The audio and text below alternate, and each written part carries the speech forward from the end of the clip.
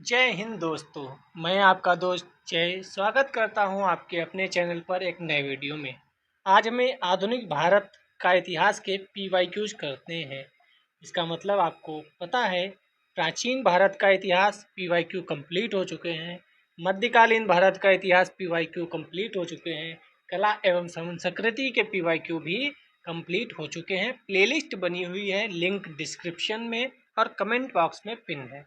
NCERT वगैरह बहुत series चल रही हैं। आप नए हैं तो जाकर एक बार देख लीजिए, कुछ आपके काम का अगर है तो आप वह देख सकते हैं और सब्सक्राइब कर सकते हैं। तो चलिए आधुनिक भारत का इतिहास शुरू करते हैं, पीवाईक्यू जो कि बहुत महत्वपूर्ण है।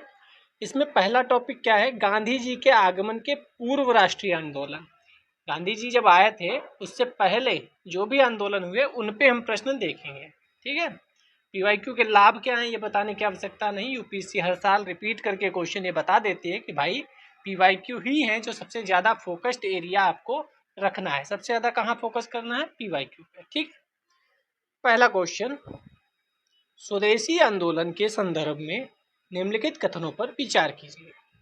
नंबर 1, इसने देसी शिल्पकारों के कौशल तथा उद्योगों को पुनर्जीवित करने में योगदान किया। दूसरा है, स्वदेशी आंदोलन के एक अवयव के रूप में राष्ट्रीय शिक्षा परिषद की स्थापना हुई थी।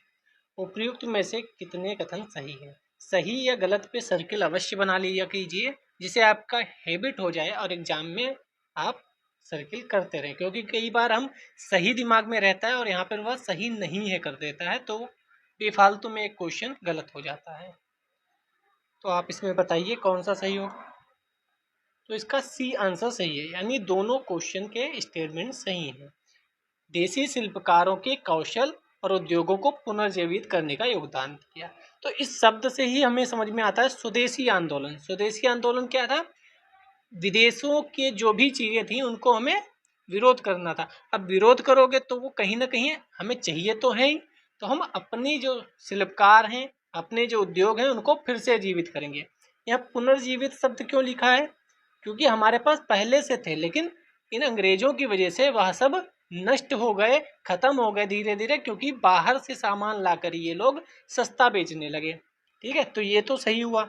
स्वदेशी आंदोलन के एक अवयव के रूप में राष्ट्रीय शिक्षा परिषद की भी स्थापना हुई कि शिक्षा भी अब हमें अपने तरीके से देनी चाहिए। तो ये आसान क्वेश्चन में कंसीडर किया जाएगा, क्योंकि स्वदेशी आंदोलन अगर नहीं भी पढ़ा है तब भी स्वदेशी का मतलब तो आपको पता ही होगा, तो कहीं ना कहीं आप दोनों के साथ जा सकते हैं। बंगाल विभाजन की प्रतिक्रिया स्वरूप आरंभ हुए स्वदेशी आंदोलन में विदेशी वस्तुओं व वस्त्रों का बहिष्कार करने के साथ साथ विदेशी स्कूलों, अदालतों, उपाधियों, सरकारी नौकरियों का भी बहिष्कार किया गया। इसके अतिरिक्त इसके अंतर्गत एक अवयव के रूप में वर्ष 1906 में राष्ट्रीय शिक्षा परिषद की स्थापना की गई, जिसका उद्देश्य साहित्यिक, वैज्ञानिक, तकनीकी क्षेत्र में स्वदेशी नियंत्रण के तहत राष्ट्रीय शिक्षा को बल प्रदान करना था। साथ ही इसके द्वारा देसी शिल्पकारों के कौशल उद्योगों, हथकरघा, रेशम, वस्त्र, लौह इस्पात, चमड़ा आदि को भी पुनर्जीवित करने का प्रयास था।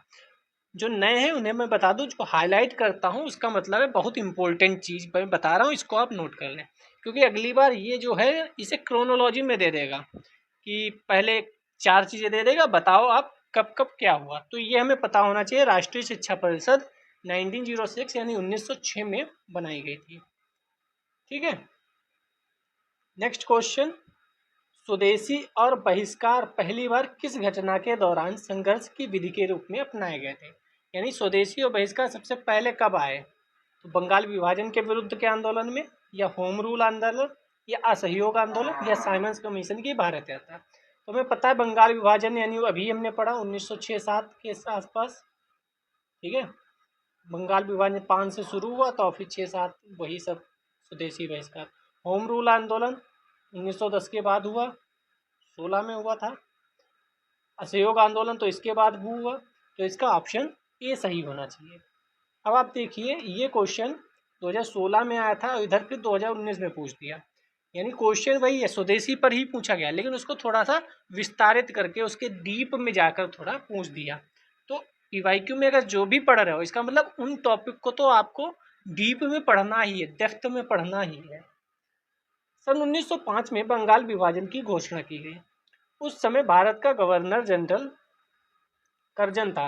लॉर्ड क्यों बोला जाए किसी को, आज भी लोग लॉर्ड बोलते हैं, पता नहीं मुझे क्यों बोलते हैं। कर्जन था। विभाजन का तर्क था कि तत्कालीन बंगाल जिसमें बिहार उड़ीसा भी शामिल थे, यानी ये लोग क्या तर्क देते थे कि भाई बहुत बड़ा है बंगाल, इसको प्रशासन सही से बन नहीं पाता, एक डीएम संभाल नहीं पा रहा, तो दो बना दो इसे, दो लोग संभालेंगे, अच्छे से रहेंगे। जबकि उनका मूल उद्देश्य क्या था, लोगों को आपस में डिवाइड करना। काफ़ी विस्तृत है, अतः इसका प्रशासन एक लेफ्टिनेंट गवर्नर द्वारा बेहतर तरीके से नहीं चलाया जा सकता। मैंने डीएम इसलिए बोला जिससे आप कनेक्ट कर पाएँ इस समय के हिसाब से। ठीक, एक लेफ्टिनेंट गवर्नर चला नहीं पा रहा, किंतु वास्तविक कारण प्रशासनिक नहीं अपितु राजनीतिक था। अतः कर्जन के बंगाल विभाजन के विरोध में स्वदेशी और बहिष्कार आंदोलन का सूत्रपात हुआ। इस पे कभी भी क्वेश्चन फिर से रिपीट हो सकता है, तो स्वदेशी बहिष्कार आंदोलन आप जितना डेप्थ में पढ़ पाएँ पढ़ लें। बंगाल को कर्जन द्वारा दो भागों पूर्वी और पश्चिम बंगाल में बांट दिया गया। विभाजन के पीछे का मुख्य कारण यह था कि उस समय बंगाल भारतीय राष्ट्रीय चेतना का केंद्र बिंदु था। आप अधिकतर उस समय के नेता देखेंगे, वह अधिकतर लोग बंगाल से ही थे, शुरुआत बंगाल से ही हुई। यह भी कह सकते हैं कि अंग्रेजों ने बंगाल में ही पूरी विस्तारित तरीके से रहना प्रारंभ किया था। सबसे पहले दीवानी वहीं से प्राप्त की, वहाँ अच्छे से सेटल भी हुए, तो वहाँ से चेतना भी निकली, राष्ट्रीय चेतना भारत की। बंगाल के लोगों में अत्यधिक राजनीतिक चेतना जागृत थी, जिसे कुचलने के लिए कर्जन ने बंगाल को बांटना चाहा। उसने बांग्ला भाषी हिंदुओं को दोनों भागों में अल्पसंख्यक बनाना चाहा। बांग्ला भाषी हिंदुओं को दोनों भागों में अल्पसंख्यक बनाना चाहा। बंगाल विभाजन के विरुद्ध सभा, सम्मेलन, प्रदर्शनी, सीमित प्रभाव को देखते हुए जनता की बृहद भागीदारी सकारात्मक उपाय ठीक है। आगे चलते हैं।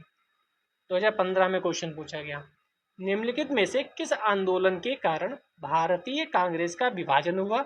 1907 में हुआ था सूरत विभाजन, जिसके परिणाम स्वरूप नरम दल और गरम दल का उद्भव हुआ। तो फिर देखिए आप, स्वदेशी आंदोलन पे क्वेश्चन पूछा गया, इसमें कोई दो राय नहीं। अब आप देखिए 15, 16, 19 रिपीट हो रहे हैं, उसी टॉपिक से रिपीट होंगे, लेकिन क्वेश्चन चेंज हो सकता है कई बार सीधे क्वेश्चन पूछ दिया जाएगा। तो हमें पता है स्वदेशी आंदोलन बहुत इंपॉर्टेंट है। सूरत अधिवेशन, इसके अध्यक्ष कौन थे ये भी पता होना चाहिए आपको। बंगाल विभाजन के विरोध में प्रारंभ किए गए स्वदेशी आंदोलन के मध्य उत्पन्न परिस्थितियों की वजह से ही कांग्रेस के अंदर नरम दल गरम दल के मध्य विरोध और तीव्र हो गया, जिसके परिणाम स्वरूप 1907 में सूरत अधिवेशन में कांग्रेस दो भागों में विभाजित हो गई। भारत छोड़ो आंदोलन, असहयोग आंदोलन व सविनय अवज्ञा आंदोलन से नरम व गरम दल रूपी का कोई संबंध नहीं था। ठीक है, इसको हाईलाइट करने की आवश्यकता नहीं है। आप कहेंगे पीवाईक्यू से फायदा क्या है? आप पीवाईक्यू से ये भी देखिए, आपका रिवीजन भी हो रहा है एक तरीके से। ठीक है, तो ये मत सोचिएगा पीवाईक्यू से टाइम वेस्ट हो रहा है, स्पीड में देख लें और आगे बढ़ लें, नहीं, इससे आपका रिवीजन भी हो रहा है, आपको ये भी समझ में आ रहा है इम्पोर्टेंट कहाँ पे चीज़ें हैं। इसलिए मैं आराम से पढ़ा रहा हूँ, क्योंकि PYQ is the most important for UPSC. कोई कहे सबसे ऊपर क्या रखना है, पीवाईक्यू कितने 25 बार 30 बार मैंने लगाए हैं कम से कम, तो आपको कम से कम 5 बार तो लगाने चाहिए। कुछ नहीं समझ में आ रहा, बस यूट्यूब पे गए, चैनल को ओपन किया, प्लेलिस्ट चला ली और बस देख रही पीवाईक्यू। नहीं पढ़ने का माने कोई बात नहीं, पीवाईक्यू की सीरीज चल रही है, प्लेलिस्ट ऑन कर दी बस।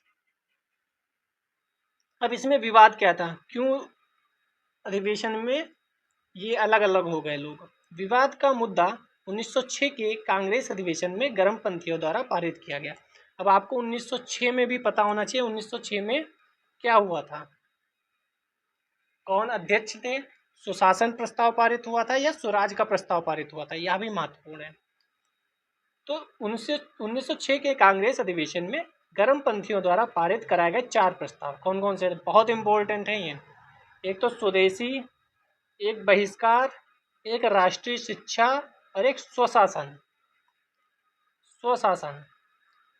तो आप ये बताइए 1905 में भी कौन अध्यक्ष था और क्या प्रस्ताव पारित हुए थे? मेरे कहने का मतलब क्या है कि आपको 1905, 1906, 1907 ये तीनों डेट की अध्यक्ष कहाँ हुई वो स्थान, और क्या प्रस्ताव पारित हुए वो, ये तीनों आपको घोल के पी जाने हैं। विवाद का एक अन्य मुद्दा यह भी था कि गर्मपंथी आंदोलनकाली स्वदेशी व बहिष्कार आंदोलन को बंगाल तक ही सीमित रखना चाहते थे, उसे देश के अन्य हिस्सों तक भी पहुंचाना चाहते। मतलब क्या था, हम आपको ऊपर समझा दें। जो गर्मपंथी लोग थे, लाला लाजपत राय हो गए, बाल गंगाधर तिलक हो गए, ये कह रहे थे कि स्वदेशी और बहिष्कार आंदोलन को पूरे भारत में फैलाओ। जबकि नरमपंथी जो लोग थे, नरमपंथी, वो कह रहे थे पूरे भारत में ना फैलाओ, केवल बंगाल में ही रखो, केवल बंगाल की समस्या है तो बंगाल में रखो। और गर्मपंथी क्या कह रहे थे, पूरे भारत में फैलाओ, उत्तर दक्षिण पूर्व पश्चिम, क्योंकि एक ये पूरा वृहद आंदोलन हो सके और थोड़ा लोगों में जोश भी आए ना कि हाँ कुछ है। वरना क्या लगेगा ना कि इतने छोटे पे है तो ब्रिटिश यहाँ लोगों को भेजेंगे और उनको तुरंत समाप्त करवा देंगे कि भाई खत्म करो भरो।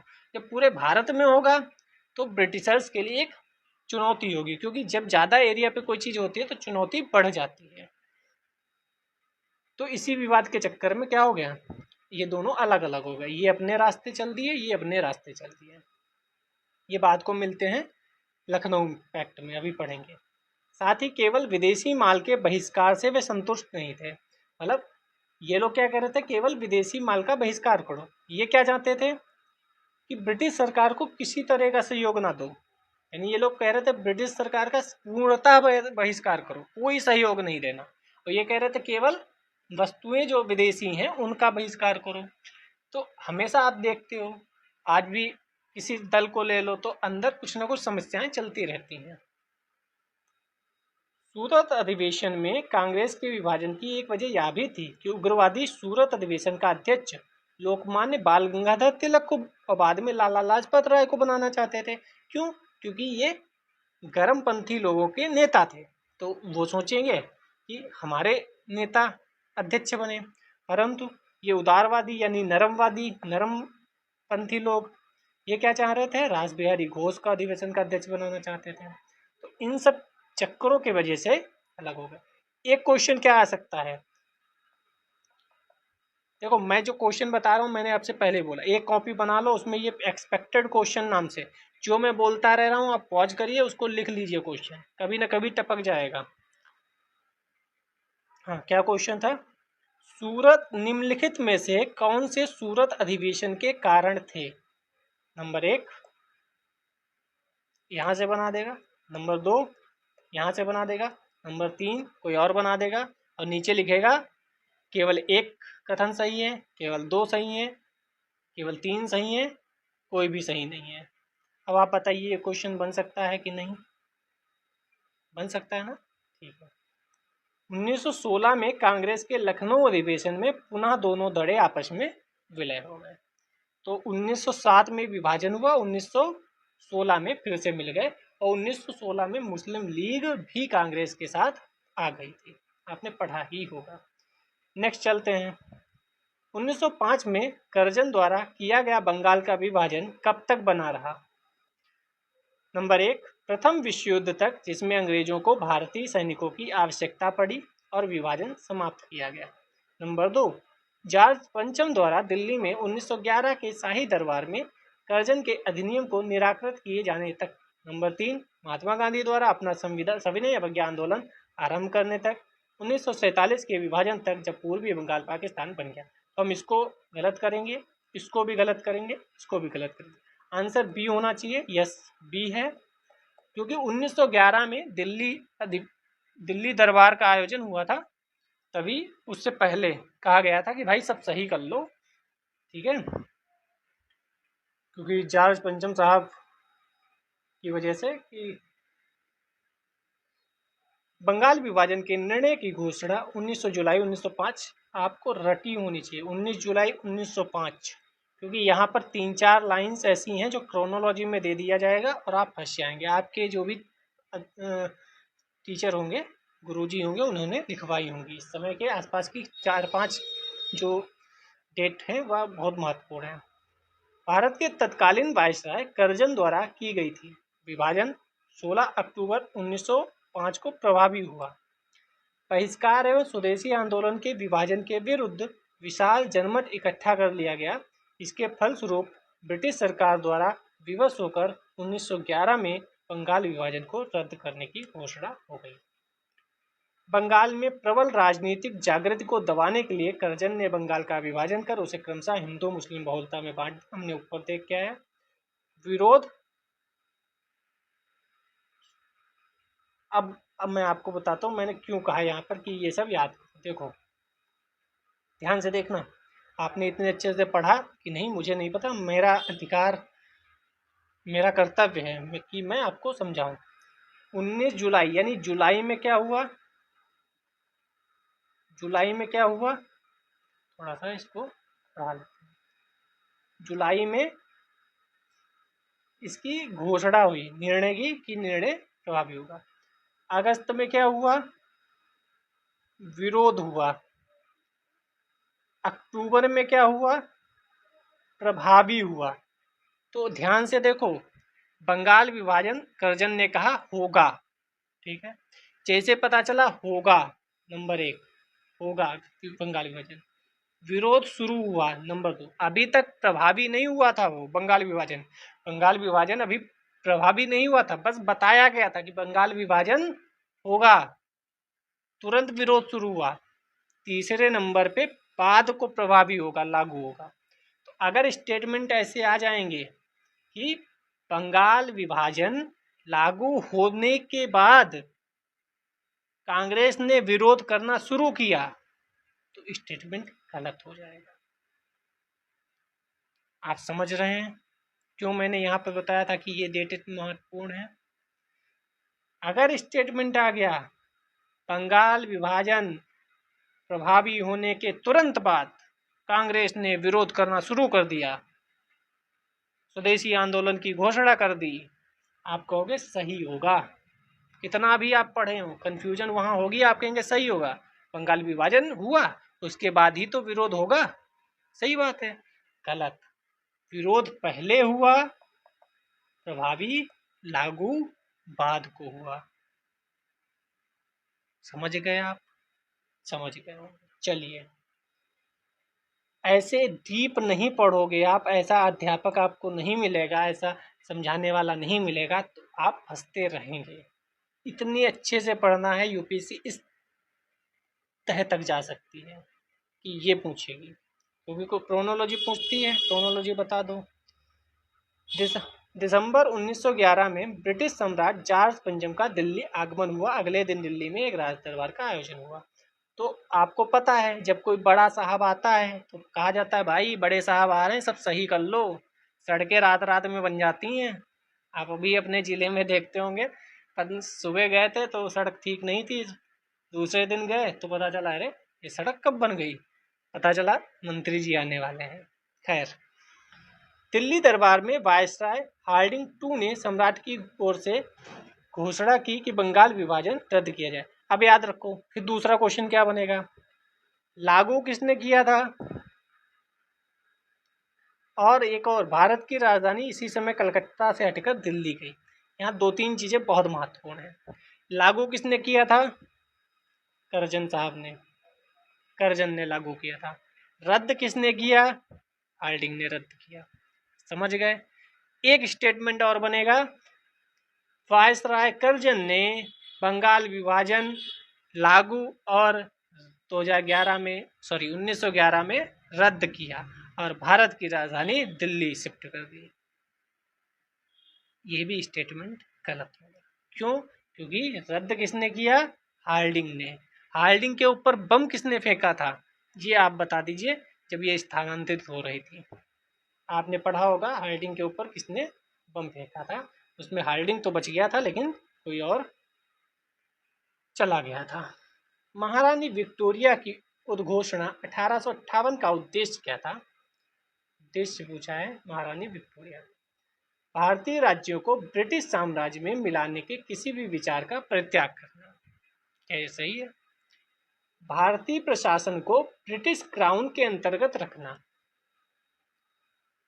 भारत के साथ ईस्ट इंडिया कंपनी के व्यापार को नियमन करना। तो इनमें से कौन सा उत्तर सही है, एक और दो, केवल दो, एक और तीन, एक दो और तीन, तीन। 1857 की क्रांति के बाद महारानी विक्टोरिया ने कहा था कि भारतीय राज्यों को ब्रिटिश साम्राज्य में मिलाने के किसी भी विचार पर अमल नहीं हो रहा है। ठीक है, तो पहला तो सही है। दूसरा ये भी कहा था कि भारतीय प्रशासन पूरी तरह से ब्रिटिश क्राउन के अंतर्गत आ जाएगा, इसीलिए वायसराय बना दिए गए थे अब। ठीक है। तीसरा, भारत के साथ ईस्ट इंडिया कंपनी के व्यापार को नियमन करना ये नहीं था। ठीक है, दूसरा सही। पढ़ लेते हैं, ये भी बहुत महत्वपूर्ण है। 1857 ईस्वी की क्रांति के तात्कालिक व दूरगामी रूप से कई महत्वपूर्ण परिणाम हुए। इसका एक महत्वपूर्ण परिणाम था महारानी विक्टोरिया का घोषणा पत्र। इसकी महत्वपूर्ण बातें क्या थी? अगर आपके नोट्स में नहीं है, आप नोट्स ओपन करिए, जो चीज नहीं है वो नोट कर लीजिए। भारतीय शासन की बागडोर कंपनी के हाथों से निकलकर क्राउन के हाथों में चली गई। अब किसका सीधा शासन है? क्राउन का। गवर्नर जनरल को वायसराय कहा जाने लगा। इसमें स्पष्ट किया गया कि भविष्य में कोई भी राज्य अंग्रेजी राज्य में नहीं मिलाया जाएगा। अरे भाई, एक बात ये भी थी, लोग कहते थे कि सब तो मिला लिया, अब क्या नहीं मिलाया जाएगा। ठीक है, जितना हमारे पास था सब तुमने ले लिया, अब क्या नहीं मिलाया जाएगा, थोड़ा थोड़ा कुछ बचा है राजाओं के पास। ठीक है, ये भी कुछ लोग कहते हैं। भारतीय नरेशों को गोद लेने का अधिकार वापस कर दिया गया। सरकार अब भारतीयों के धार्मिक सामाजिक मामले में कोई हस्तक्षेप नहीं करेगी। लेकिन कुछ बातें सिर्फ कागज पर होती हैं, जो इस समय है वो भी उस समय भी थी। भारतीय सैनिकों की संरचना व अनुपात में बदलाव भी हुआ। ठीक है, नेक्स्ट, गदर क्या था? भारतीयों का एक क्रांतिकारी संघ जिसका प्रधान कार्यालय सैन फ्रांसिस्को में था। दूसरा, एक राष्ट्रवादी संगठन जिसका सिंगापुर से संचालित होता था। 3, उग्रवादी संगठन जिसका प्रधान कार्यालय बर्लिन में था। 4, भारत की स्वतंत्रता के लिए एक कम्युनिस्ट आंदोलन जिसका प्रधान कार्यालय ताशकंद में था। तो ये बहुत आसान है, गदर 1913।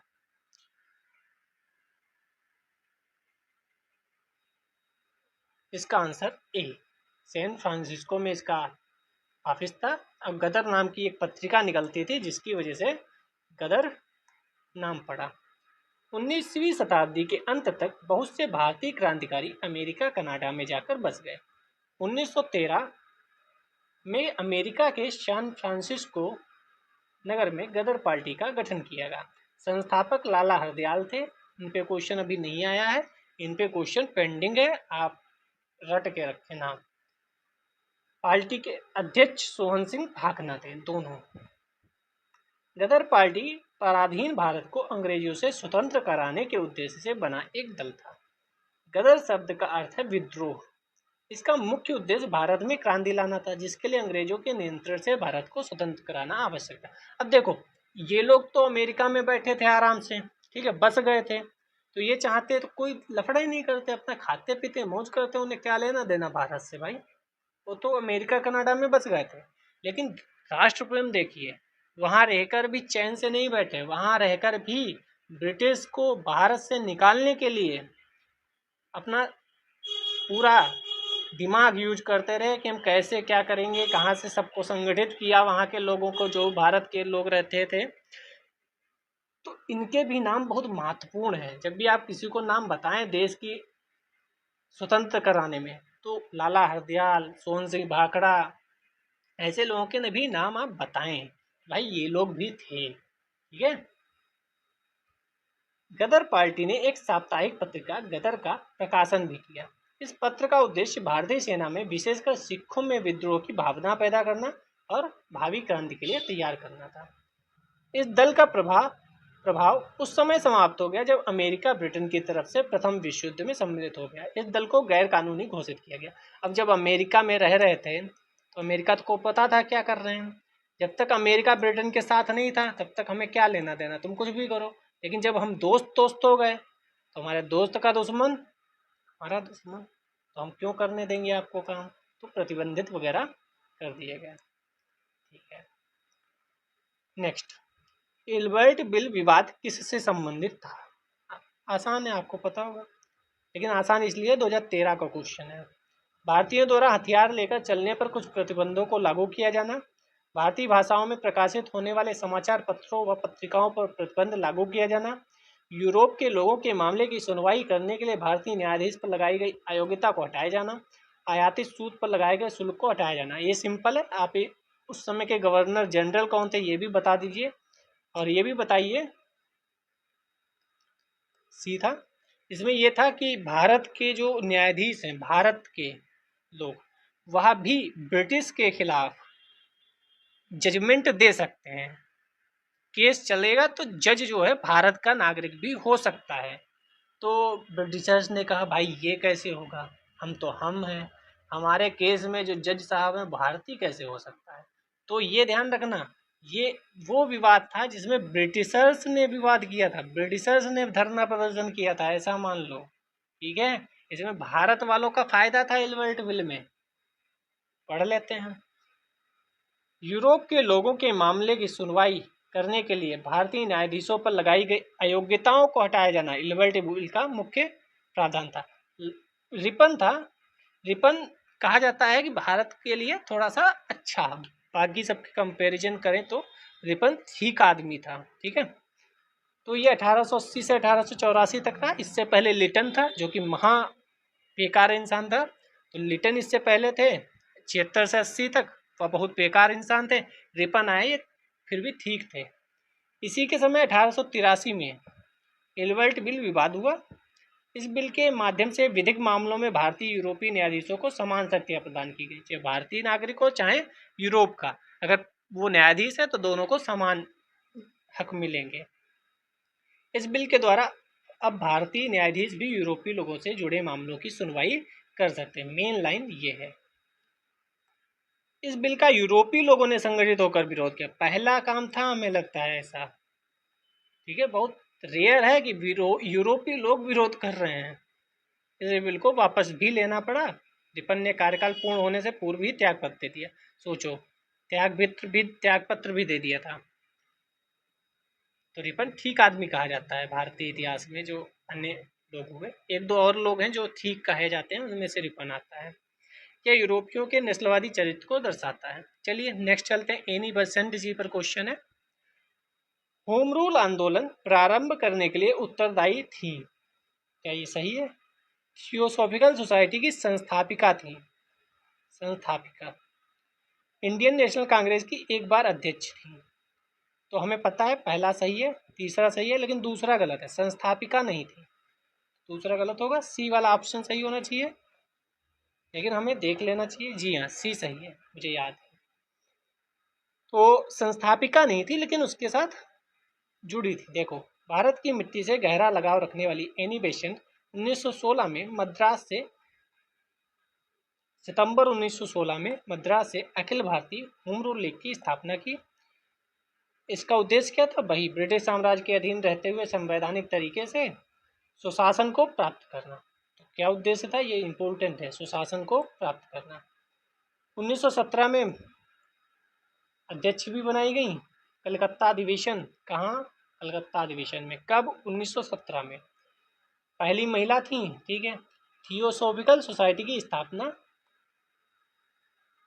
मैडम ब्लावत्स्की और कर्नल ऑलकॉट ने न्यूयॉर्क में की थी। एनी बेसेंट इसकी दूसरी अध्यक्ष थी, न कि संस्थापक सदस्य। संस्थापिका दोनों नहीं थी, संस्थापक सदस्य भी नहीं थी और संस्थापिका भी नहीं थी। मॉन्टेग्यू ने 1917 में उत्तरदायी शासन प्रदान करने वाला एक प्रस्ताव ब्रिटिश संसद में पारित किया। एनी बेसेंट ने 20 अगस्त 1917 को होम रूल समाप्त कर दिया। ये जो प्रस्ताव पारित हुआ, इसको देखकर कि हो सकता है कुछ बढ़िया आ जाए।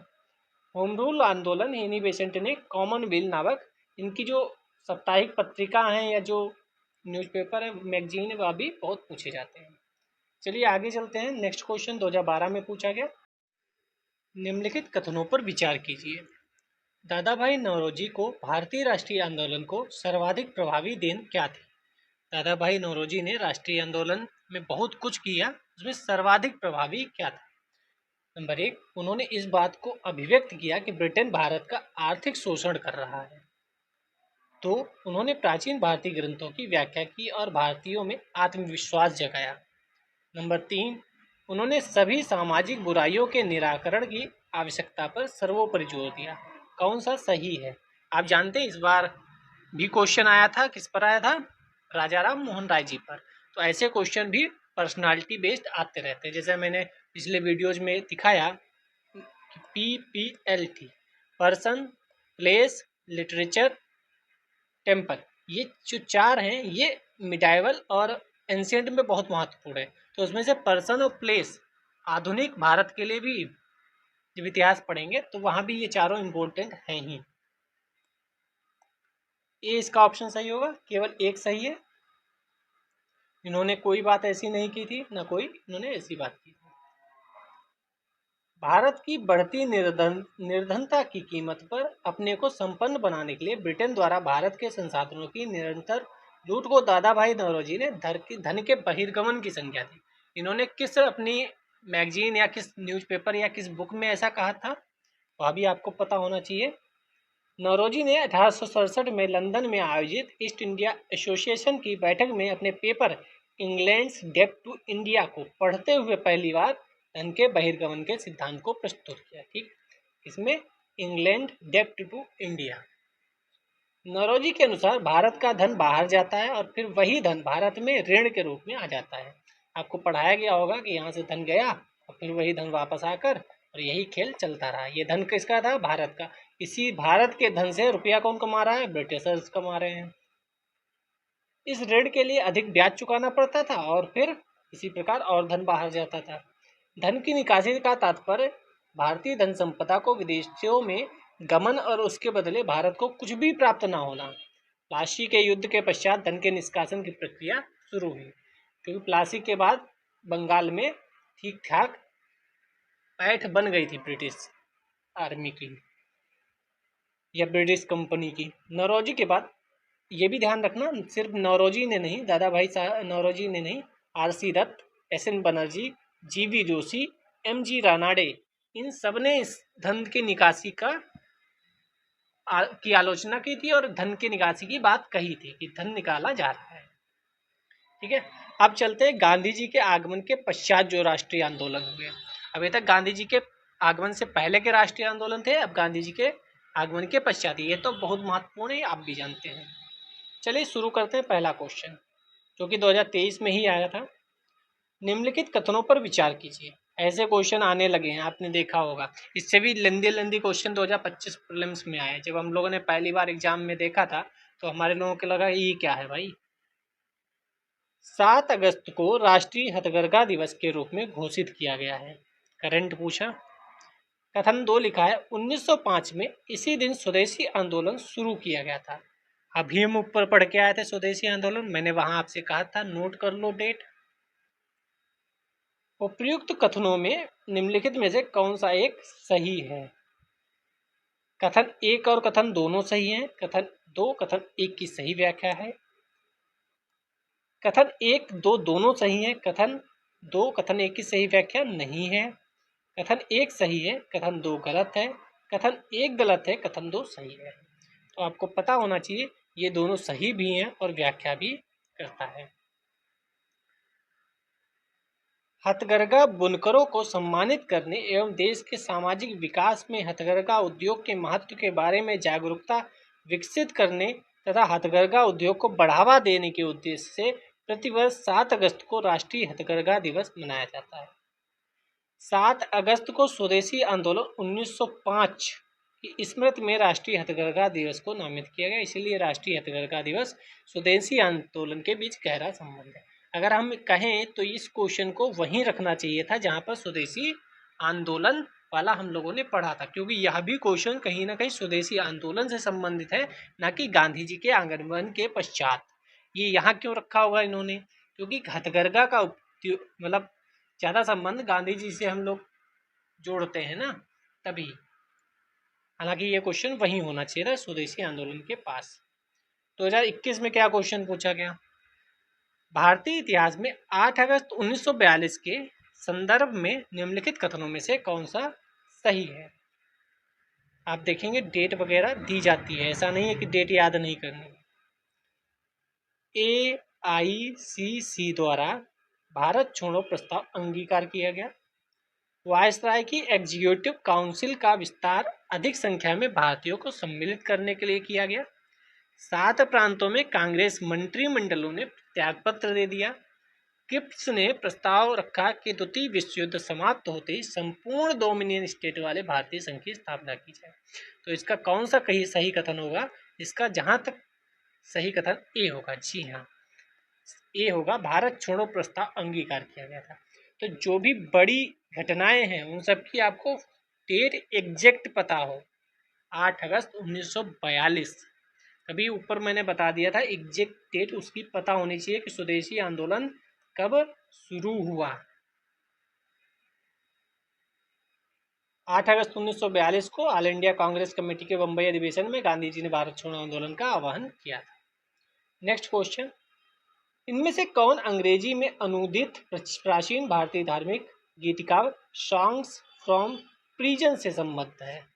कौन है जो सॉन्ग्स फॉर प्रिजन? तो ये अगर तुक्का भी मारना होता तो लोग मोहनदास करमचंद गांधी जी को ही मारते, क्योंकि इम्पोर्टेंट कैरेक्टर वही है सबसे ज़्यादा, तो उन पे ही क्वेश्चन पूछा होगा। नर्मदा जेल पूना में गांधी जी ने भारतीय धार्मिक गीतिका का अनुवाद अंग्रेजी में किया था। अब एक बात आप देखिए, ये लोग इतने मतलब समस्याओं में भी रहते थे, ब्रिटिशर्स से लड़ाई हो रही है, सब कुछ आपको हैंडल करना है, आप लीडर हैं इतनी बड़ी कम्युनिटी के, उसके बावजूद आप गीत लिख रहे हैं, आप ट्रांसलेट कर रहे हैं, आप मोटी मोटी किताबें लिख कर गए हैं, और हम पंखे में बैठकर आराम से वीडियो देख रहे हैं लेट कर। आप लेटे हैं ना, हाँ लेटे रहो, लेटने से थोड़ी एग्जाम निकलता है, लेटे रहो आराम से मूवी चल रही है ना, कोई बात नहीं है। हम लोगों को इनसे सीखना चाहिए, सिर्फ पढ़ना नहीं चाहिए। आप देखिए इतनी सारी समस्या, हम कहते हैं कि गर्मी बहुत है, पंखा तो चल नहीं रहा, पढ़ाई कैसे होगी? वह जेल में रहकर किताबें लिख रहे हैं, अनुवाद कर रहे हैं। अगर वह इसका अनुवाद ना करते तो उनके जीवन में कुछ गलत हो जाता। आप क्या उन्हें इस अनुवाद की वजह से जानते हैं? नहीं, उनका पहले ऑरा बन चुका था, वो पहले ही बड़े हो चुके थे, और चाहते तो ये ना लिखते, लेकिन वह इतनी कठिन परिस्थिति में भी किताबें लिख रहे हैं, अनुवाद कर रहे हैं, लीडरशिप दिखा रहे हैं, और हम कह रहे हैं यार पंखा स्लो चल रहा है, थोड़ा पढ़ाई कैसे करें? ठीक है, तो ये थोड़ा सा उठ के बैठो, थोड़ा किताबें उठाबें लेकर बैठो, नोट करते रहो, यही नोट करने वाला आगे निकल जाएगा। मैं इतने विस्तार से इसलिए नहीं पढ़ा रहा कि मेरे पास टाइम बहुत है, इसलिए पढ़ा रहा क्योंकि एक बार जो इसको देखे उसका रिवीजन और थीम्स क्या इम्पोर्टेंट है सब कुछ क्लियर हो जाए। चलिए शुरू करते हैं। आंध्र प्रदेश में मदनपल्ली के संदर्भ में निम्नलिखित में से कौन सा कथन सही है? मैं बार बार सही है गलत है को अंडरलाइन कर रहा हूँ क्योंकि मेरी आदत पड़ चुकी है, क्योंकि गलत हो चुका है एक क्वेश्चन एक टेस्ट में 3 साल पहले मेरा, तो मुझे तब से आदत है कि भाई सर्किल कर ही लो। पिंगली वेंकैया ने यहाँ भारतीय राष्ट्रीय ध्वज तिरंगे का डिजाइन किया था, जो मदनपल्ली प्लेस है। या पट्टाभी सीमत्ता रमैया ने यहाँ से आंध्र क्षेत्र में भारत छोड़ो आंदोलन का नेतृत्व किया था। या रविन्द्रनाथ टैगोर ने यहाँ राष्ट्रगान का बांग्ला से अंग्रेजी में अनुवाद किया था। या मैडम ब्लावत्स्की या कर्नल ऑलकॉट, वही जिन्होंने क्या कहते हैं थियोसॉफिकल सोसाइटी की स्थापना की थी, सबसे पहले थियोसॉफिकल सोसाइटी का मुख्यालय स्थापित किया था।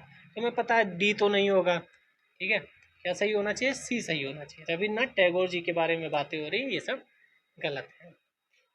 गुरुदेव रविन्द्रनाथ टैगोर ने 1919 में जन गण मन को बांग्ला से अंग्रेजी में अनुवाद मदनपल्ली आंध्र प्रदेश के Besant theosophical college Annie Besant द्वारा स्थापित। तो हमारे लिए इम्पोर्टेंट ये हो गया, कहाँ है?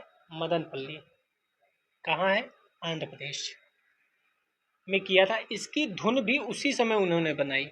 उस समय कॉलेज के प्रधानाध्यापक शिक्षाविद जेम्स हेनरी कजिन की पत्नी मार्गरेट कजिन ने जनगण मन को संगीतबद्ध किया था। तो ये भी स्टेटमेंट आपके लिए इम्पोर्टेंट हो जाता है कि संगीतबद्ध किसने किया था, क्योंकि हमारे अधिकतर जगहों पर ये फैक्ट नहीं बताया जाता है। ठीक है, आपको भी शायद ना बताया गया हो, इसमें उनकी कोई दिक्कत नहीं है, गलती नहीं है, कितना बताएं, तो ये फैक्ट आप ऐड ऑन कर लीजिए। चलिए नेक्स्ट चलते हैं। 2020 में पूछा गया गांधी इरविन समझौते में निम्नलिखित में से क्या सम्मिलित था? क्या क्या सम्मिलित था? क्या राउंड टेबल कॉन्फ्रेंस में भाग लेने के लिए कांग्रेस को आमंत्रित करना था? असहयोग आंदोलन के संबंध में जारी किए गए अध्यादेशों को वापस लेना था? पुलिस की ज्यादतियों की जांच करने हेतु गांधी जी के सुझाव की स्वीकृति थी? केवल उन्हीं कैदियों की रिहाई जिन पर हिंसा का अभियोग नहीं था? केवल एक, 1 2 4, 1 3, 3 2 4 सही उत्तर बताना है। तो हमें पता है तीसरा तो नहीं होगा, तीसरा नहीं होगा, ये दोनों गलत हो गए। ठीक है, क्योंकि पुलिस की ज्यादतियों की जांच नहीं बताई गई थी।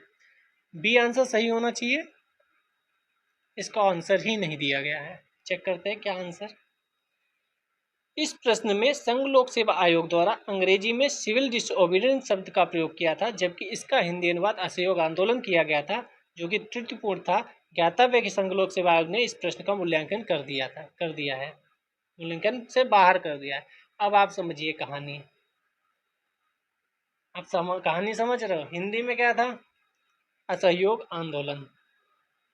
और देश की संवैधानिक संस्था, देश की सर्वोच्च एग्जाम लेने वाली संस्था क्या कर रही है?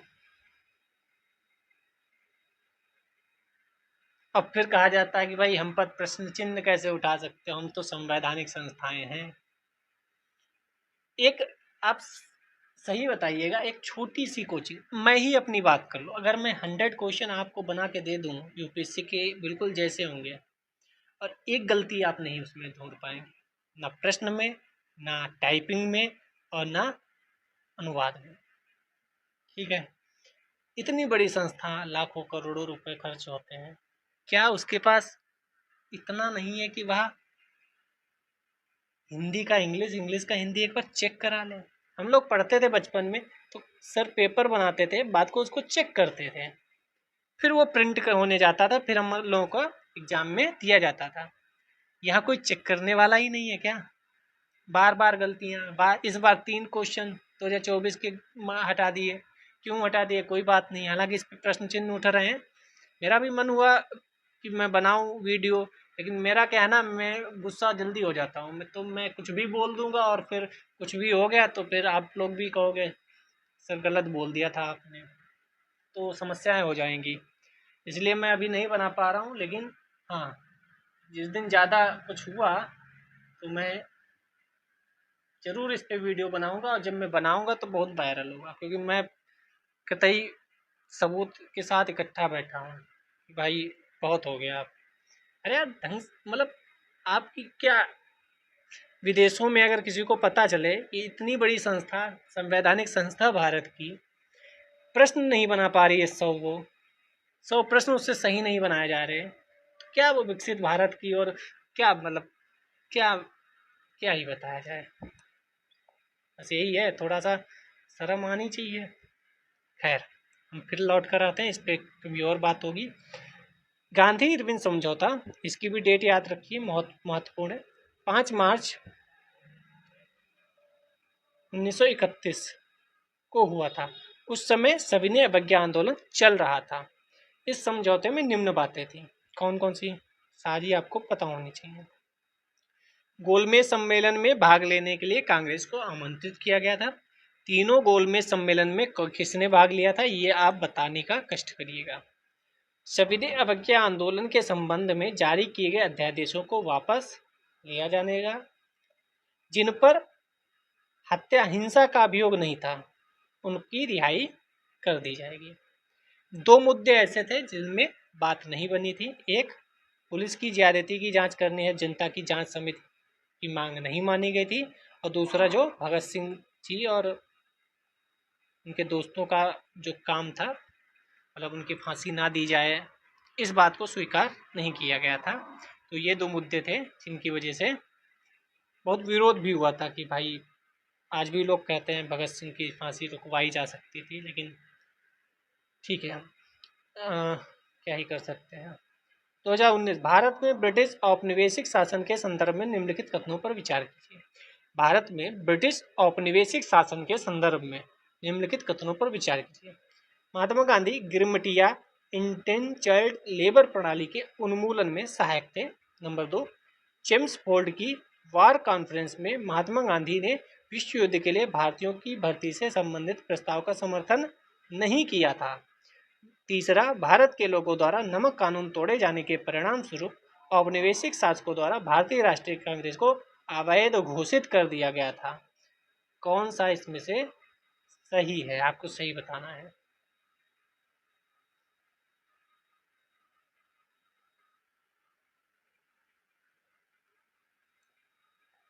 बी इसका ऑप्शन सही होगा। क्यों?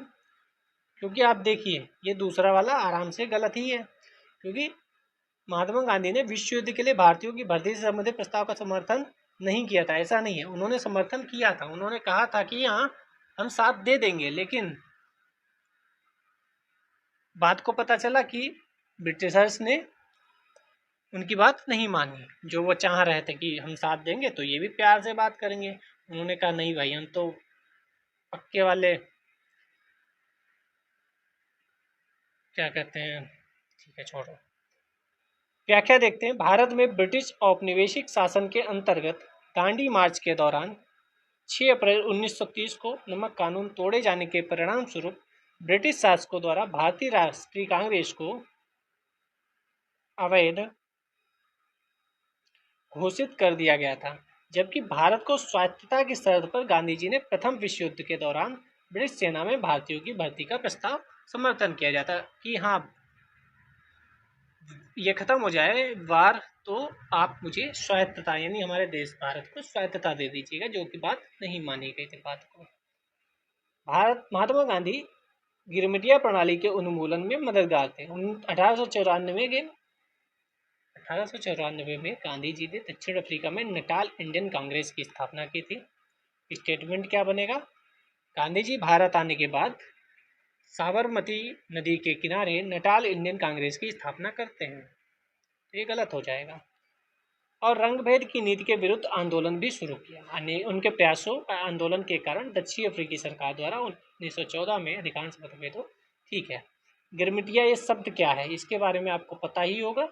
जो भारत के लोग बाहर रह रहे थे उन्हें कहा जाता था, बाकी आपको पढ़ाया ही गया होगा। 2017 में पहला क्वेश्चन पूछा गया, भारतीय स्वतंत्रता संघर्ष के संदर्भ में निम्नलिखित घटनाओं पर विचार कीजिए। क्रोनोलॉजी विषय लगाना है।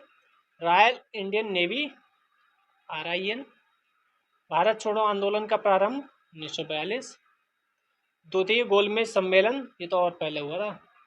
3-2-1 है सही क्या? सी वाला सही है क्या? जी हाँ सी वाला सही है। तो बहुत आसान दे रही है, द्वितीय गोलमेज सम्मेलन तो बहुत 1932 का, 1942 का, 1900, ठीक है 46। रॉयल इंडियन नेवी 1946, भारत छोड़ो आंदोलन 1942, द्वितीय गोलमेज 1931।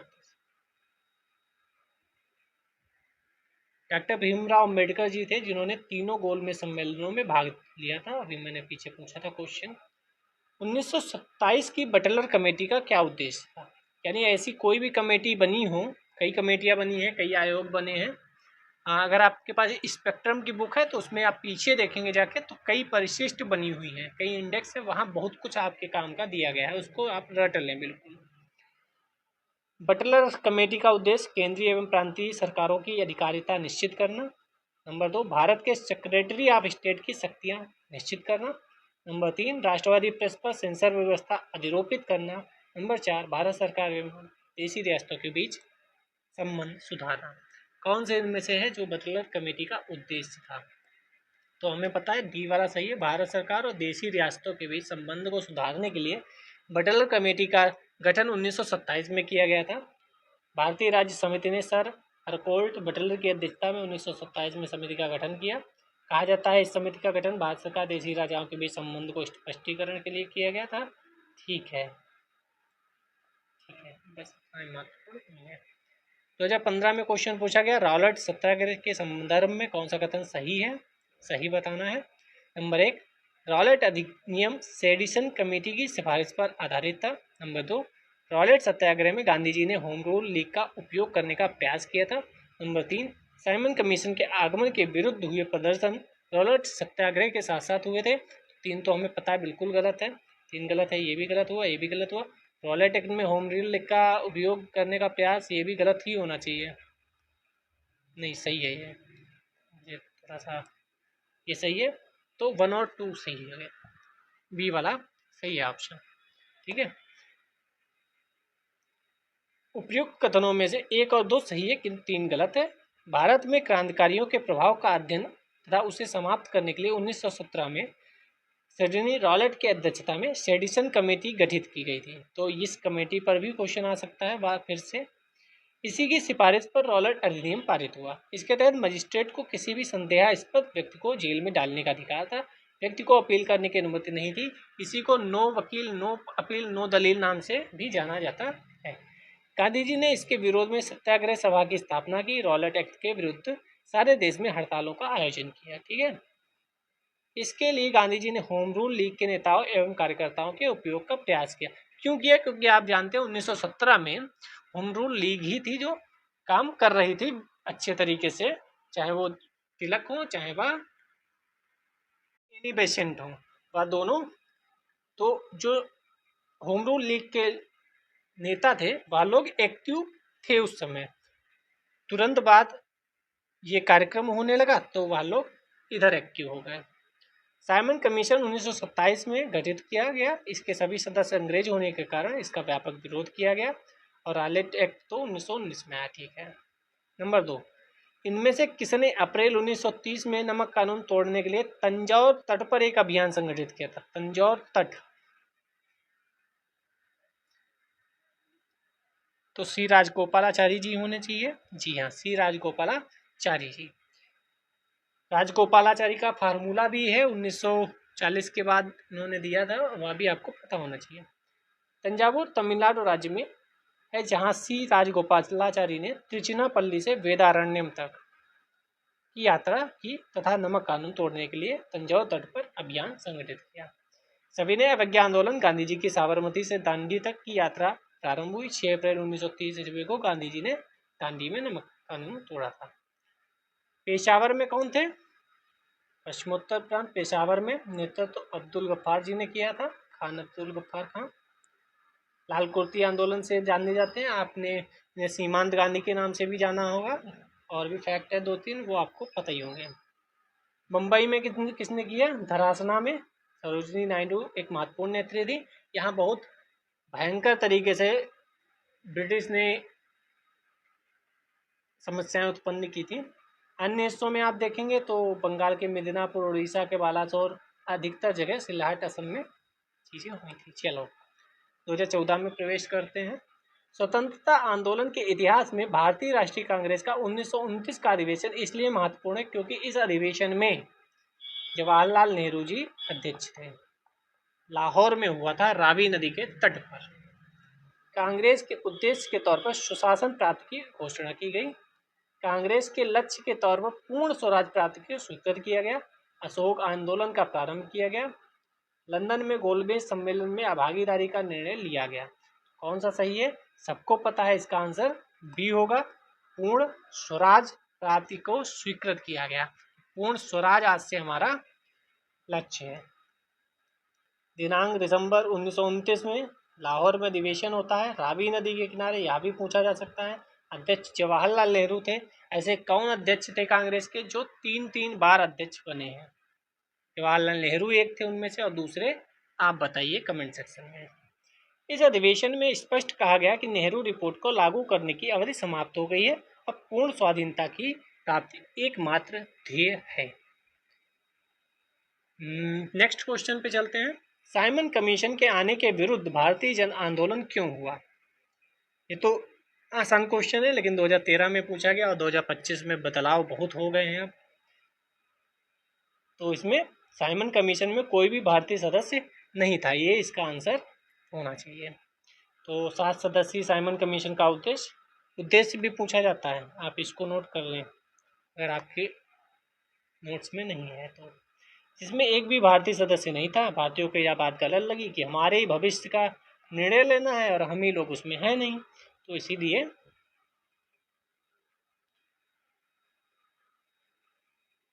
विरोध किया गया था। 7 सदस्य नियुक्त किए गए थे। ठीक है, ठीक है। सिफारिशें क्या थी यह महत्वपूर्ण है, आप ये भी नोट कर लें। सिफारिशें अगली बार पूछी जा सकती हैं। प्रांतों में द्वैध व्यवस्था को समाप्त कर उत्तरदायी शासन स्थापित करना। संघीय संविधान का निर्माण हो, यानी इन्होंने संघीय संविधान का निर्माण हो ऐसी बात को कहा था। केंद्र में अभी कोई उत्तरदायी भारतीयों को प्रदान ना किए जाए, बर्मा को भारत से विलग कर दिया जाए, उड़ीसा एवं सिंधु को अलग प्रदेश का दर्जा दिया जाए। ये चारों कहा था, इसमें से दूसरा वाला बहुत महत्वपूर्ण है। नेक्स्ट चलते हैं, भारत छोड़ो आंदोलन किसकी प्रतिक्रिया में प्रारंभ हुआ? कैबिनेट मिशन में योजना, साइमन कमीशन रिपोर्ट, बेवल योजना या क्रिप्स प्रस्ताव? तो हमें पता है क्रिप्स प्रस्ताव 1942 में आया था, इसी के बाद विरोध शुरू हो गया था। भारत छोड़ो आंदोलन की शुरुआत, इसकी डेट भी पूछी जा चुकी है, 8 अगस्त 1942 को हुई थी। प्रस्तुत विकल्पों में कैबिनेट मिशन 1946 में आया, ये तो बाद को आया। क्रोनोलॉजी में पूछ लेंगे इनको, तो आप ध्यान रखें। साइमन कमीशन रिपोर्ट 1900, ध्यान रखिए साइमन कमीशन भारत आया था तो वह अलग है, साइमन कमीशन रिपोर्ट भारत आई थी वह अलग है, 1930, ठीक है। बेवल योजना 1945 में आई, क्रिप्स मिशन मार्च 1942 में आया और अगस्त 1942 को शुरुआत हो गई विरोध की। क्रिप्स प्रस्ताव में कोई ठोस योजना न होने के कारण कांग्रेस ने इसका विरोध किया। इसके अलावा कांग्रेस कार्य समिति को संविधान निर्मात्री सभा के गठन पर भी आपत्ति थी, क्योंकि इसमें देशी रियासतों के प्रतिनिधियों को जनता द्वारा निर्वाचित न करके रियासतों के द्वारा शासकों द्वारा नामित किया जाना था। क्रिप्स मिशन पे एक बार और क्वेश्चन आ चुका है, ठीक है, तो आप क्रिप्स मिशन को अच्छे से कर लें कि इनमें क्या क्या चीज़ें थीं। कुछ प्रांतों के संघ में शामिल न होने से संबंधित प्रावधान भारतीय एकता अखंडता के लिए गंभीर खतरा था, उनका भी विरोध किया गया। केंद्र सरकार के संबंध में प्रतिरक्षा विभाग पर ब्रिटिश सरकार का ही नियंत्रण बना रहेगा। क्यों बना रहेगा भाई? हमें पूर्ण स्वराज चाहिए। एक तो क्रिप्स मिशन द्वारा चले जाने, दूसरे जापान के तेजी से बढ़ते प्रभुत्व के कारण वर्धा बैठक में भारत छोड़ो आंदोलन, किस बैठक में? वर्धा बैठक में। जापान इनको ऐसी तैसी कर रहा था, तो भारतीयों को और एनर्जी मिली कि भाई जब जापान कर सकता है तो हम क्यों नहीं कर सकते। जापान ने रूस को हरा दिया था, ठीक है। रॉलेट एक्ट फिर से आ गया। क्या लक्ष्य था? बिना मुकदमा चलाए बंदी बनाना और मुकदमों की सुनवाई संक्षिप्त करना, तो ये उद्देश्य था। अब देखिए 2012-13 की तरफ इजी क्वेश्चन पूछे जाते थे, बस उन्हीं इजी क्वेश्चन को थोड़ा सा डेप्थ में जाकर टफ कर दिया और अब पूछने लगे हैं। तो आप ये भी ध्यान रखिए, जो भी क्वेश्चन पूछे गए हैं वो इर्द गिर्द 5-10 चीज़ें हैं जहाँ से पूछे जा रहे हैं बार बार क्वेश्चन, ठीक है। ब्रिटिश सरकार ने क्रांतिकारी और राष्ट्रवादी भावनाओं को कुचलने के लिए सिडनी रॉलेट की अध्यक्षता में 1919 में रॉलेट एक्ट पारित किया। गिरफ्तार करना गुप्त, ठीक है, बिना वकील बिना अपील बिना दलील की बात कही गई, काला कानून कहकर इसका विरोध किया गया। संवैधानिक प्रतिरोध का कोई असर नहीं हुआ, तब गांधी जी ने सत्याग्रह का सुझाव दिया, ठीक है। उसके साथ ही तुर्की वाला मसला हो गया, तो असहयोग आंदोलन चालू हुआ और असहयोग आंदोलन के साथ साथ खिलाफत आंदोलन चालू हुआ। लेकिन उससे पहले क्या हुआ था, ये महत्वपूर्ण है। फरवरी 1919 में सत्याग्रह सभा का गठन हुआ, देशव्यापी हड़ताल प्रार्थना सभा आयोजित की गई। रॉलेट एक्ट के विरोध में पंजाब में आंदोलन ने उग्र रूप धारण कर लिया। वहां डॉक्टर सैफुद्दीन किचलू और सत्यपाल जी को गिरफ्तार कर लिया गया। अमृतसर से निर्वासित करने का हुक्म दे दिया गया, भाई निकल लो यहाँ से।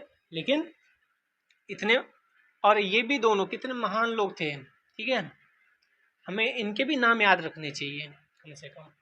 इसी के विरोध में 13 अप्रैल 1919 को जलियांवाला बाग में लोग एकत्र हुए थे। जनरल डायर ने गोलियां चलवा दी। दोनों डायर ही थे, जनरल भी था और दूसरा भी, वो भी। नेक्स्ट, भारतीय राष्ट्रीय कांग्रेस का लाहौर अधिवेशन इतिहास के लिए बहुत प्रसिद्ध है। क्यों? क्योंकि अभी फिर से क्वेश्चन आया था, अभी हमने देखा था, इसलिए भी प्रसिद्ध है यूपीएससी में, क्योंकि रिपीट होते हैं। कांग्रेस ने पूर्ण स्वराज की मांग का एक संकल्प पारित किया, अभी देखा, सही है। इस अधिवेशन में उग्रवादियों एवं उदारवादियों के बीच झगड़े को सुलझा लिया गया। इतने दिन बाद इस अधिवेशन में 2 राष्ट्रों की मांग के सिद्धांत को अस्वीकार करते हुए एक संकल्प पारित किया गया। तो हमें पता है केवल एक सही है, बाकी दोनों गलत है, क्योंकि ये सुलझा तो 1916 में कलकत्ता में ही लिया गया था, ठीक है। इस अधिवेशन में 2 राष्ट्रों की मांग के सिद्धांत को अस्वीकार करते हुए एक संकल्प पारित किया गया था, ऐसा कुछ नहीं था। इम्पोर्टेंट है, पढ़ लेते हैं। केवल कथन एक सही है, द्वितीय कथन गलत है, क्योंकि उग्रवादी उदारवादियों का झगड़ा 1916 लखनऊ एक्ट में लखनऊ अधिवेशन में सुलझा लिया गया था। लखनऊ अधिवेशन में अध्यक्ष कौन थे, ये आप बताने का कष्ट करेंगे। अगर आप कमेंट करेंगे तो मैं एक बार जितने इम्पोर्टेंट है सारे नहीं पढ़ने, 1985 से 1947 तक इम्पोर्टेंट अध्यक्ष पढ़ने हैं और क्या हुआ था वो मैं करा दूंगा, लेकिन उसके लिए आपको कमेंट करना पड़ेगा। 1929 तक द्विराष्ट्र का सिद्धांत सामने आया ही नहीं था, ठीक, इसलिए 1929 के लाहौर अधिवेशन में ऐसा कुछ प्रस्ताव अस्वीकार कहाँ से किया जाएगा, स्वीकार तो तब करो जब आया हो। कांग्रेस के कलकत्ता अधिवेशन में ब्रिटिश सरकार को दी गई 1 वर्ष की समय सीमा डोमिनियन स्टेटस के संदर्भ में समाप्त हो जाने के बाद दिसंबर 1929 में कांग्रेस के लाहौर अधिवेशन का आयोजन ऐतिहासिक अधिवेशन की अध्यक्षता जवाहरलाल नेहरू जी ने की थी। रिपोर्ट निरस्त कर दिया गया था नेहरू समिति की रिपोर्ट। नेहरू समिति क्या थी ये आपने पढ़ा ही होगा। ये नेहरू जवाहरलाल नेहरू जी नहीं थे, ये नेहरू मोतीलाल नेहरू जी थे जिन्होंने रिपोर्ट तैयार की थी। ब्रिटिशर्स ने कहा था तुम रिपोर्ट तैयार कर सको तो तैयार करो, देखते हैं तैयार कर लोगे, ठीक है। तो हमारे मोतीलाल नेहरू जी ने सभी उस समय जो इतने भी दल थे उन सबको इकट्ठा करके एक प्रस्ताव उसमें दिया था, उसमें मूल अधिकार की भी बातें थी, ठीक है। इस अधिवेशन में पारित पूर्ण स्वराज के प्रस्ताव के अनुसार कांग्रेस के संविधान में स्वराज शब्द का अर्थ पूर्ण स्वतंत्रता, पूर्ण स्वराज की बात हुई थी। रावी नदी के तट पर अभी देखा है तिरंगा झंडा भी फहराया गया था, लेकिन पहली बार तिरंगा झंडा कहाँ फहराया गया था, किसने फहराया था, ये भी इंपॉर्टेंट क्वेश्चन है, ये आप कमेंट सेक्शन में बताएंगे। थर्ड क्वेश्चन, 1939 में कांग्रेस मंत्रिमंडल ने 7 प्रांतों में त्यागपत्र दे दिया था क्योंकि नंबर 1 कांग्रेस अन्य 4 प्रांतों में मंत्रिमंडल नहीं बना पाई थी, ऐसा होगा। कांग्रेस में वाम पक्ष के उदय से मंत्रिमंडल का कार्य कर सकना असंभव हो गया था, क्या ऐसा होगा। उनके प्रांतों में बहुत अधिक सांप्रदायिक अशांति थी, क्या ऐसा होगा। उपयुक्त कथनों ए बी सी में से कोई भी सही नहीं है, हाँ ऐसा होगा, डी वाला सही है क्योंकि ये तीनों सही नहीं है। अब हम देखते हैं क्यों उन्होंने त्यागपत्र दिया।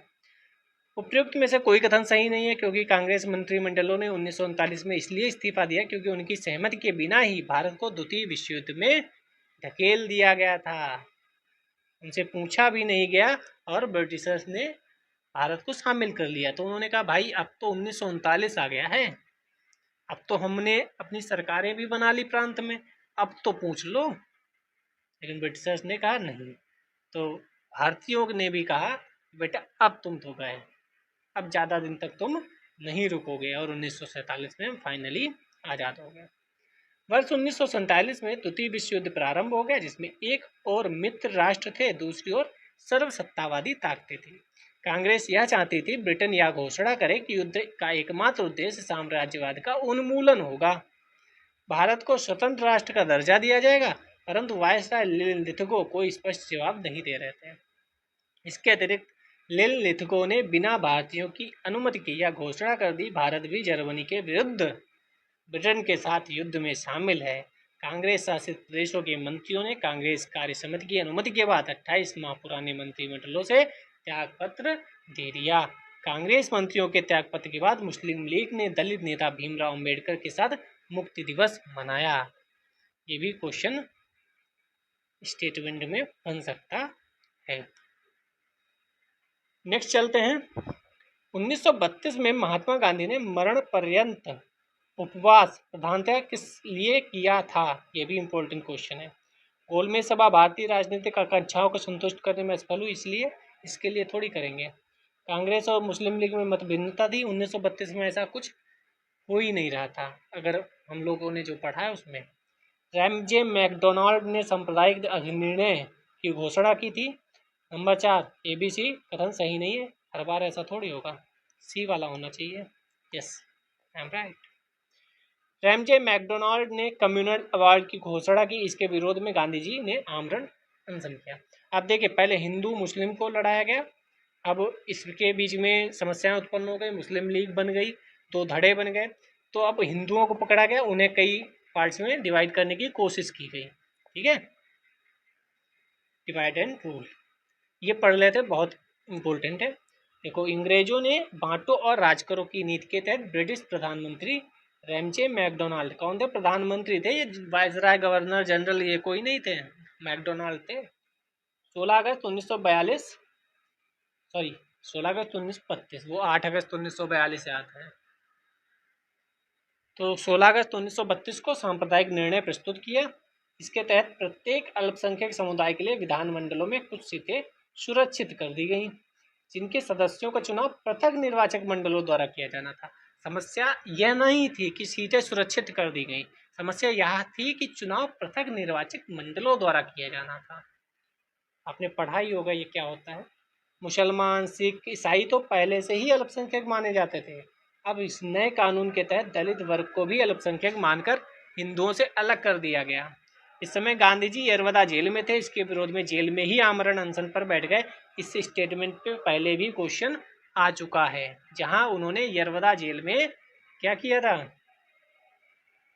किताब लिखी थी, अनुवाद किया था, वही यरवदा जेल ही थी था। और इस पे एक और क्वेश्चन आया था अभी कि आमरण अनशन किसकी वजह से किया था, ये तो यही था। विदित हो कि अम्बेडकर दलितों के लिए पृथक निर्वाचन का पक्ष में थे। मालवीय जी, राजेंद्र प्रसाद आदि के प्रयासों से गांधी जी डॉक्टर अम्बेडकर जी के बीच मोस्ट इम्पोर्टेंट पूना समझौता 24 सितंबर 1932 क्वेश्चन आ चुका है। पूना समझौते के तहत दलित वर्गों के पृथक निर्वाचन समाप्त कर दिए गए। प्रांतीय केंद्रीय विधानमंडलों में हरिजनों के लिए सुरक्षित सीटों की संख्या वृद्धि कर दी गई। प्रांतीय विधानमंडलों में दलितों के लिए सुरक्षित सीटों की संख्या 71 से बढ़ाकर 148 कर दी गई। केंद्रीय विधानमंडल में 18% की भी वृद्धि कर दी गई। चलिए 2011 का क्वेश्चन कर लेते हैं। भारतीय स्वतंत्रता आंदोलन के काल के संदर्भ में नेहरू रिपोर्ट में निम्नलिखित में से किस किस की अनुशंसा की गई थी। तो वही नेहरू रिपोर्ट मोतीलाल नेहरू जी की, ना कि जवाहरलाल नेहरू जी। 1928-27 क्या डेट थी, 1928 थी। चलिए नंबर 1 भारत के लिए पूर्ण स्वतंत्रता। नंबर 2 अल्पसंख्यकों हेतु आरक्षित स्थानों के लिए संयुक्त निर्वाचन क्षेत्र। नंबर 3 संविधान में भारतीयों के लिए मौलिक अधिकारों का प्रावधान। ये तो मैंने पहले ही बता दिया कि मौलिक अधिकारों का प्रावधान किया गया था, तो ये तो नहीं होगा। तो होगा कौन सा, सी वाला होना चाहिए, नहीं बी वाला होना चाहिए। 2 और 3। हाँ, पूर्ण स्वतंत्रता कहाँ हुई थी, इन्होंने पूर्ण स्वतंत्रता की बात नहीं की थी, तभी जवाहरलाल नेहरू जी और सुभाष चंद्र बोस जी थे शायद, इन लोगों ने ये कहा था भाई ये गलत है, हमें पूर्ण स्वतंत्रता की बात करनी चाहिए। तो ये कहा गया कि 1 साल तक हम देख लेते हैं, अगर 1 साल तक हमें कुछ जवाब नहीं मिलता है तो हम पूर्ण स्वतंत्रता की बात करेंगे। और इसीलिए 1929 में रावी नदी के किनारे लाहौर में जवाहरलाल नेहरू जी की अध्यक्षता में पूर्ण स्वतंत्रता, और उसके बाद 1947 तक एक ही लक्ष्य था, पूर्ण स्वतंत्रता, पूर्ण स्वतंत्रता और पूर्ण स्वतंत्रता। नेहरू रिपोर्ट में भारत के लिए पूर्ण स्वतंत्रता की मांग नहीं की गई थी, दोनों कथन बाकी सत्य हैं। साइमन कमीशन को नियुक्त करने वाली राज्य सचिव बर्कन हेड, इसके भी नाम के आगे लॉर्ड लगाया जा रहा है, राज्य सचिव थे बर्कन हेड, ये भी वायसराय नहीं थे, तत्कालीन राज्य सचिव। यह सोचना था कि भारतीय लोग संवैधानिक सुधार के लिए ठोस प्रस्ताव बनाने में असमर्थ थे। उनको लगता था कि आप लोग नहीं बना पाओगे, रिपोर्ट तैयार नहीं कर पाओगे।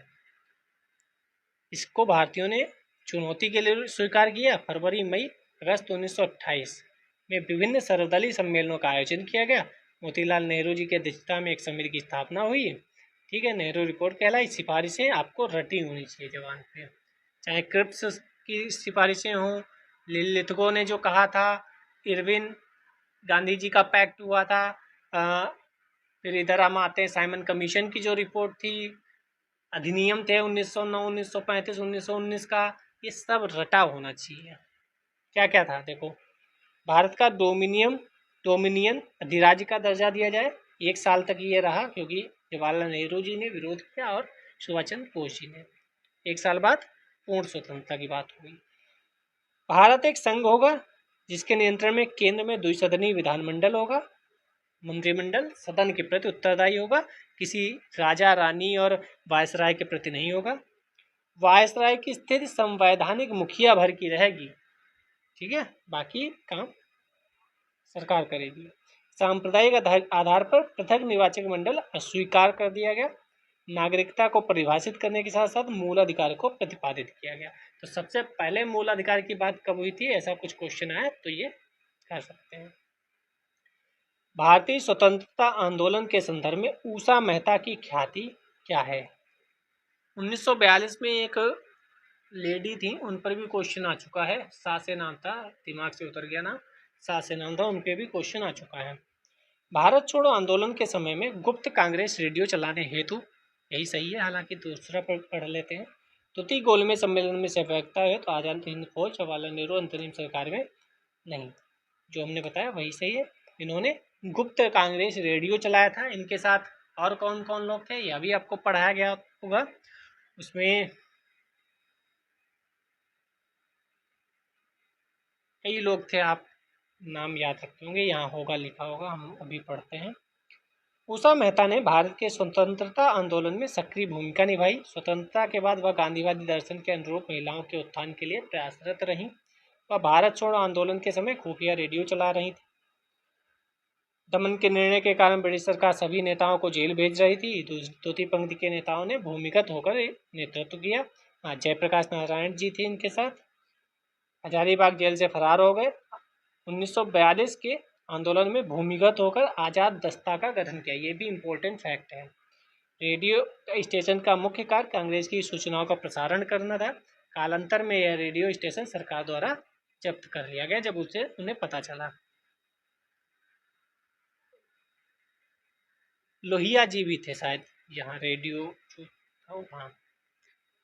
1942 के भारत छोड़ो आंदोलन के संदर्भ में निम्नलिखित में कौन सा एक टिप्पणी सत्य नहीं है? इसलिए मैं कहता हूँ सरकी कर लिया करो, सत्य नहीं है। यह आंदोलन अहिंसक था, इसका नेतृत्व महात्मा गांधी ने किया था। यह आंदोलन स्वतः प्रवर्तित था, इसने सामान्य श्रमिक वर्ग को आकर्षित नहीं किया था। तो डी गलत होना चाहिए, बी गलत है, सॉरी। उसका नेतृत्व महात्मा गांधी जी ने किया था, ऐसा नहीं है, क्योंकि ये सही होगा तो ये गलत हो जाएगा। यह आंदोलन स्वतः प्रवर्तित था, यह आंदोलन स्वतः था कि लोगों के अंदर इतनी एनर्जी आ गई थी कि अब आर या पार,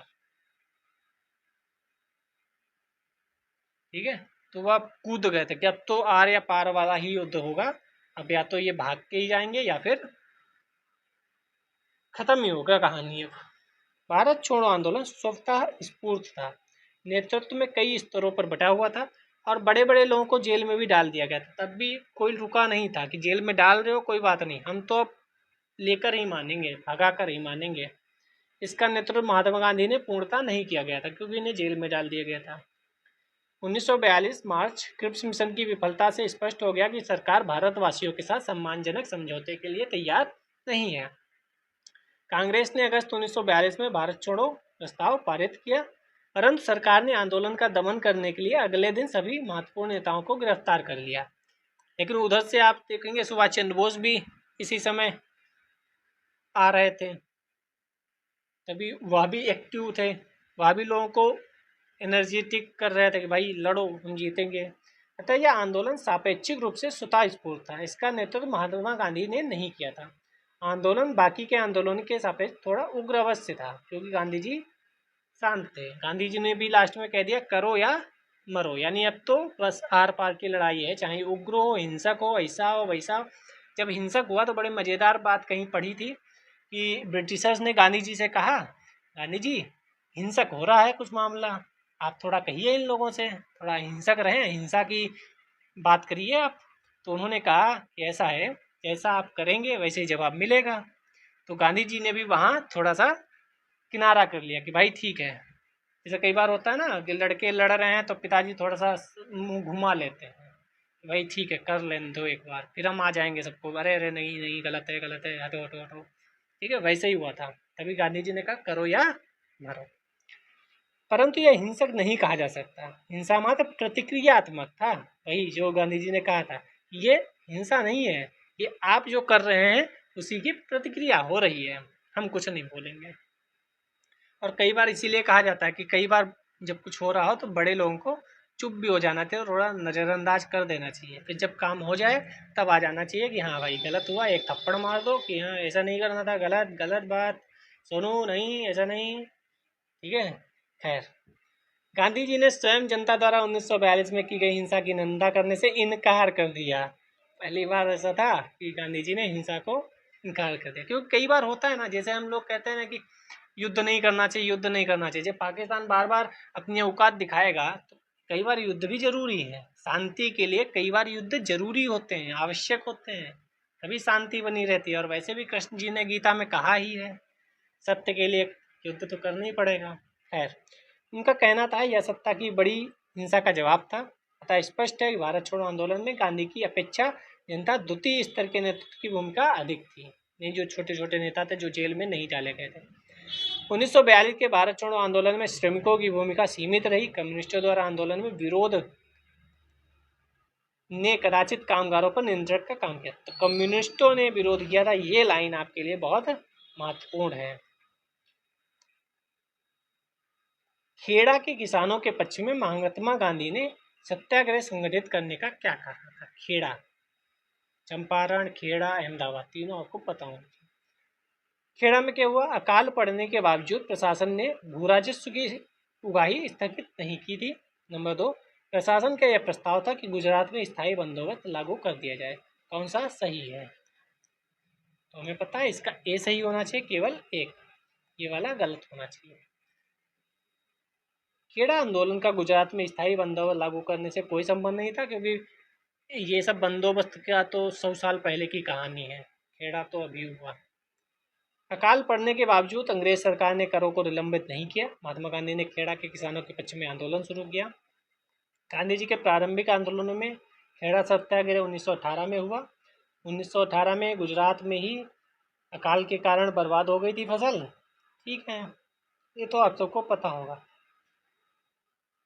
गांधी जी ने इस शोषणकारी व्यवस्था में सरकार के विरुद्ध किसानों का साथ दिया। इस आंदोलन में गुजरात सभा ने भूमिका निभाई। 1918 में गांधी जी ने गुजरात सभा के अध्यक्ष भी थे, स्थापना नहीं की थी, गुजरात के अध्यक्ष थे। इन्होंने यहाँ किसने किसने साथ दिया ये महत्वपूर्ण है। खेड़ा आंदोलन में गांधी जी के साथ वल्लभ भाई पटेल, इंदुलाल याग्निक और युवाएं थे।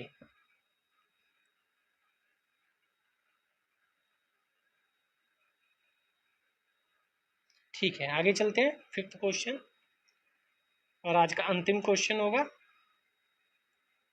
महात्मा गांधी ने कहा था कि उनकी कुछ सबसे गहन धारणाएं अनटू दिस लास्ट नामक पुस्तक में प्रतिबिंबित होती हैं और इस पुस्तक ने उनके जीवन को बदल डाला। इस पुस्तक का वह संदेश क्या था जिसने महात्मा गांधी को बदल डाला?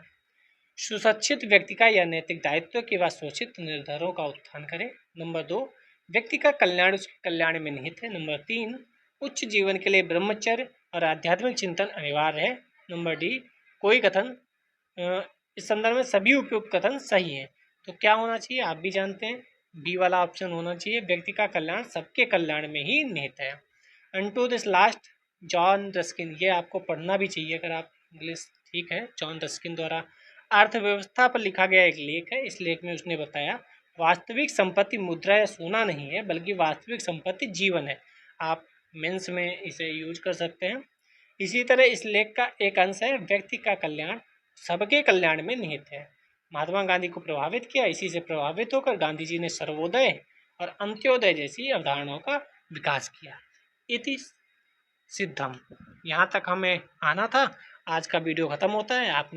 मैंने पूरे वीडियो में लाइक कमेंट की बात नहीं की, शेयर की बात नहीं की। आपको ठीक लगे तो लाइक कमेंट शेयर कर दीजिए। टेलीग्राम लिंक डिस्क्रिप्शन में है, ज्वाइन कर लीजिए। और भी चीज़ें चल रही हैं, आप एक बार चैनल पर जाकर अपने हिस्से की चीज़ों को देख सकते हैं। और बाकी मिलते हैं नेक्स्ट वीडियो में। तब तक अपना ध्यान रखिए, पढ़ते रहिए, लिखते रहिए और देश को आगे बढ़ाने में अपना योगदान करते रहिए। जय हिंद, जय भारत।